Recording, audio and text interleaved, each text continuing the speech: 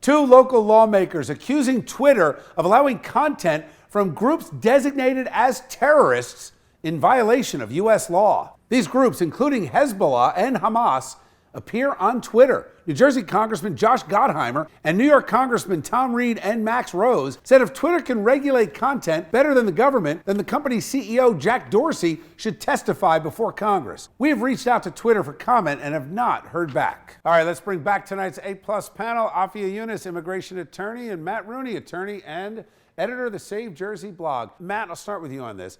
Isn't it just common sense that any illegal organization that is not only talking about criminal behavior, warlike behavior, terrorist behavior, recognized by law enforcement as terrorists, shouldn't have an open social media platform? Is that not obvious? You would think, and if Twitter won't comply, we're constantly hearing about how these bad foreign actors, Russia, China, are hacking our systems. How hard is it for the U.S. government to intercept them if they're involved in terrorist activity or trying to incite violence? Afia, to that point, though, is it better to have them in an open platform where you can kind of keep an eye on them? The troubling thing here is there's always a fine balance between security and freedom of speech, and I think this is a prime example of what do we as a society want to say is freedom of speech. You don't have the freedom of speech if you are a criminal. Certainly not if you are a terrorist or an enemy of the United States. I mean, you wouldn't see MS-13 with a verified check mark, I don't think.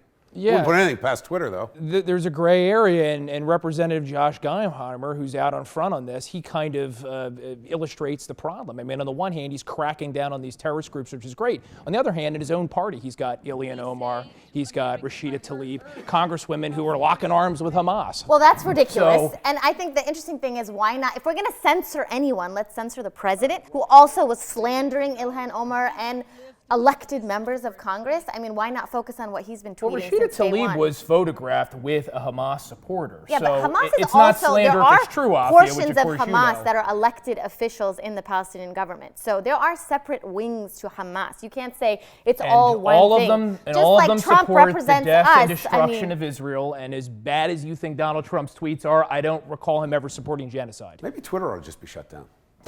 Solve the whole problem, right? Some days it makes things solve the Trump problem. Thanks, guys.